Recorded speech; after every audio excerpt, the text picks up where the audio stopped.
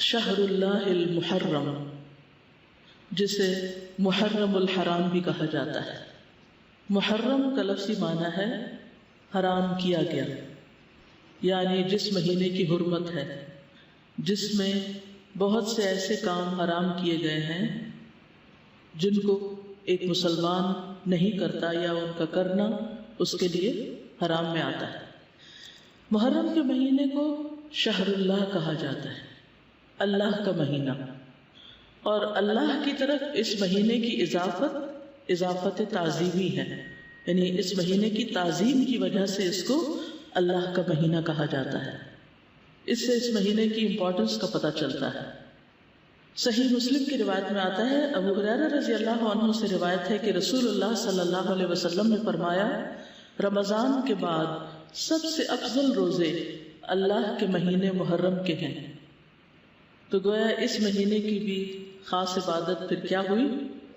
روزے۔ عشر ذی الحجہ میں تو پہلے 9 دن کے روزے تھے، لیکن اس میں پورے مہینے میں سے جب بھی آپ چاہیں روزے رکھ سکتے ہیں۔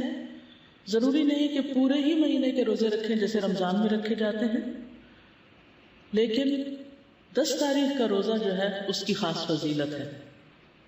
محرم الحرام کی ایک اہمیت کی وجہ یہ بھی ہے کہ یہ ہجری سال کا پہلا مہینہ ہے، تو یہ مہینہ عظمت اور برکت والا ہے اور حرمت والا ہے۔ حسن بصری کہتے ہیں کہ بے شک اللہ نے سال کی ابتدا بھی حرمت والے مہینے سے کی اور اس کا اختتام بھی حرمت والے مہینے سے کیا، یعنی آغاز بھی حرمت سے، اختتام بھی حرمت پر۔ سال میں رمضان کے بعد اللہ کے ہاں محرم سے بڑھ کر عظمت والا کوئی مہینہ نہیں۔ تو اس سے کیا پتہ چلتا ہے کہ اگر کسی چیز کی ابتدا میں بھی حرمت ہے اور انتہا میں بھی، تو پھر ان دو کے بیچ میں کیا ہونا چاہیے؟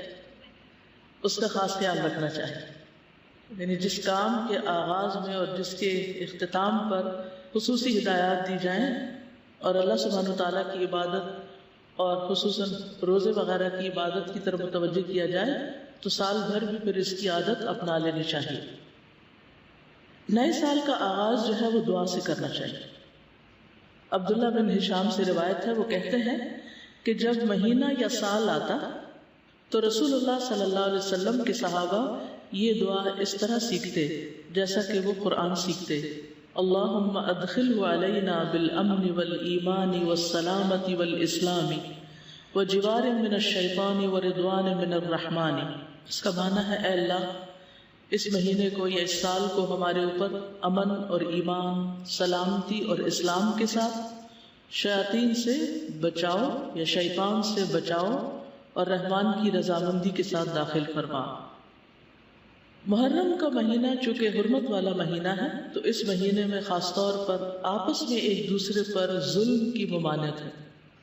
قرآن مجید میں آتا ہے، ان عدۃ الشہور عند اللہ 12 شہرا فی کتاب اللہ یوم خلق السماوات والارض منها 4 حرم ذلک الدین القیم فلا تظلموا فیہن انفسکم۔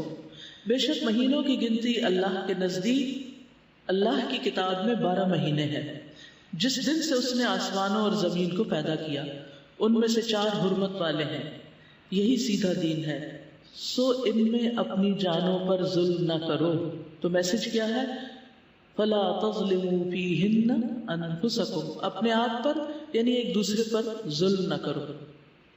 تو کیا نہیں کرنا اس مہینے میں؟ ظلم نہیں کرنا۔ ظلم کی کون سی شکلیں ہوتی ہیں؟ ظلم ہوتا ہے کسی کو اس کے حق سے محروم کرنا، کسی کا حق چھیننا، کسی کا حق مارنا۔ اس کا یہ مطلب نہیں کہ باقی مہینوں میں ظلم کر سکتے ہیں، اس کا مطلب یہ ہے کہ دوسرے مہینوں کی بنسبت ان حرمت والے مہینوں میں ظلم بہت بڑا گناہ اور بوجھ ہے، اگرچہ ظلم ہر حال میں بہت بڑا گناہ ہے، مگر اللہ جس کام کے گناہ کو چاہے بڑھا دے، جیسا کہ اللہ جس کام کے اجر کو چاہے بڑھا دے۔ یعنی وہی نماز ہوتی، وہی صدقہ خیرات ہوتا ہے، لیکن عشرہ ذی الحجہ میں کیا ہوتا ہے؟ اس کا اجر کئی گنا بڑھ جاتا ہے۔ اسی طرح حرمت والے مہینوں میں ظلم کا گناہ جو ہے وہ زیادہ ہو جاتا ہے، اور یہ 4 مہینے خاص طور پر 1/3 آف دا ایئر خاص طور پر اس لیے اس کام کے لیے رکھا گیا اور اس کی شدت کا احساس دلایا گیا تاکہ لوگ اس کی پریکٹس کریں، کانشیس ہوں، اور خصوصی طور پر اس میں اپنے آپ کو ایسے گناہوں سے بچائیں۔